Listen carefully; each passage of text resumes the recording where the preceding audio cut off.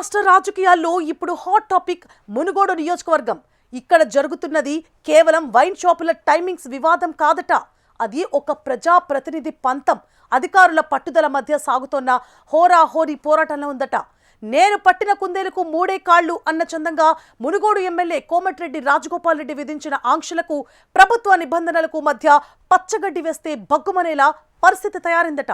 ఒకవైపు ఎమ్మెల్యే స్వయం ప్రకటిత నిబంధనలు, మరోవైపు చట్ట ప్రకారం దుకాణాలు తెరిపించే ఎక్సైజ్ శాఖ అధికారుల పట్టుదల వెరసి మునుగోడులో మద్యం రాజకీయం ఇప్పుడు రంజుగా మారింది. అసలు ఈ వివాదం ఎందుకు మొదలైంది? ఎమ్మెల్యే పంతం వెనుక ఉన్న కారణాలు ఏంటి? ఎక్సైజ్ శాఖ ఎలాంటి చర్యలు తీసుకుంటోంది? అధికారి వర్సెస్ ప్రజాప్రతినిధి, ఎవరిది పై చెయ్యి?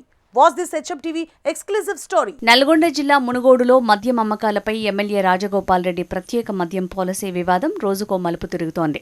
ఎమ్మెల్యే విధించిన ఆంక్షలను పాటించలేక వైన్ షాప్ యజమానులు ఎమ్మెల్యేను కలిసి తమ కష్టాలను చెప్పుకుని తెలంగాణ రాష్ట్ర వ్యాప్తంగా ఉన్న టైమింగ్స్నే పాటిస్తామని రిక్వెస్ట్ చేసుకున్నారట. ఎమ్మెల్యే రాజగోపాల్ మాత్రం తన నిర్ణయంలో మార్పు ఉండబోదని, రాజన్న రూల్స్ విషయంలో తగ్గేదే లేదని తేల్చి చెప్పారట. ప్రజారోగ్యం కంటే వ్యాపారమే ముఖ్యమైందా అని వైన్ యజమానులకు హెచ్చరించారని గుసగుసలు వినిపిస్తున్నాయి. నష్టాలొస్తే తాను భరిస్తానని, మద్యానికి బానిసై పేద కుటుంబాలు చితికిపోకూడదని కరాఖండిగా తేల్చి చెప్పేశారట.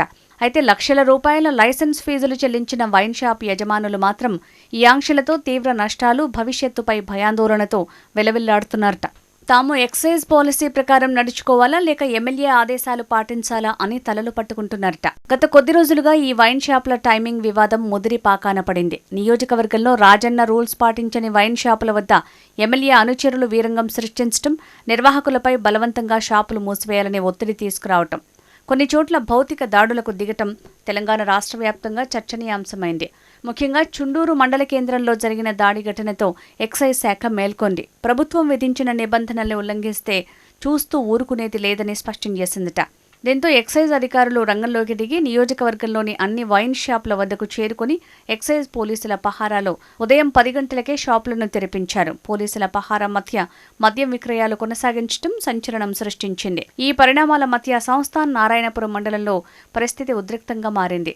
ఎక్సైజ్ అధికారులు దుకాణాలు తెరిపించడాన్ని నిరసిస్తూ కాంగ్రెస్ శ్రేణులు, ఎమ్మెల్యే మద్దతుదారులు ఆందోళనకు దిగారు.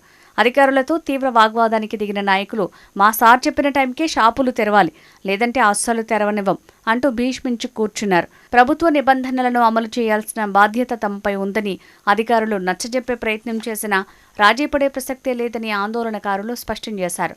ఈ క్రమంలో ఎమ్మెల్యే రాజగోపాల్ రెడ్డి తన తడాఖా చూపించడానికి సరికొత్త వ్యూహాన్ని అమలు చేశారట. వైన్ షాపుల దగ్గరలోనే అకస్మాత్తుగా డ్రంక్ అండ్ డ్రైవ్ టెస్టులు నిర్వహించి మందుబాబులకు వెన్నులో వణుకు పుట్టించేలా చేశారట. దీంతో ఒక్క రోజులోనే సంస్థాన్ నారాయణపురంలో 10కి పైగా డ్రంక్ అండ్ డ్రైవ్ కేసులు నమోదు చేశారట. ఎమ్మెల్యే షాకింగ్ నిర్ణయంతో వైన్ షాపు యజమానులు ఎమ్మెల్యే చెప్పిన టైమింగ్స్కి కట్టుబడి మధ్యాహ్నం 1 గంటకే షాపులు ఓపెన్ చేశారు. ఎమ్మెల్యే వేసిన ఈ ఎత్తుగడతో వైన్ షాపు యజమానులు దిక్కుతోచని స్థితిలో పడిపోయారు. అధికారులు చెప్పినట్టు ఉదయం తెరిస్తే పోలీసుల తనిఖీలు, ఎమ్మెల్యే అనుచరుల బెదిరింపులు, ఎమ్మెల్యే చెప్పినట్టు మధ్యాహ్నం తెరిస్తే ఎక్సైజ్ అధికారుల నోటీసులు. ఈ రెండింటి మధ్య నలిగిపోయిన వ్యాపారులు చివరికి శనివారం ఎమ్మెల్యే చెప్పిన 1 గంట ముహూర్తానికే షాపులు తెరిచారు.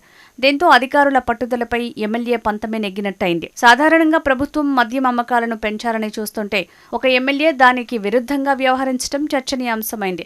ఇది సామాజిక సంస్కరణ లేక వ్యవస్థలపై పట్టు సాధించే ప్రయత్నమా అన్న సందేహాలు వ్యక్తమవుతున్నాయి.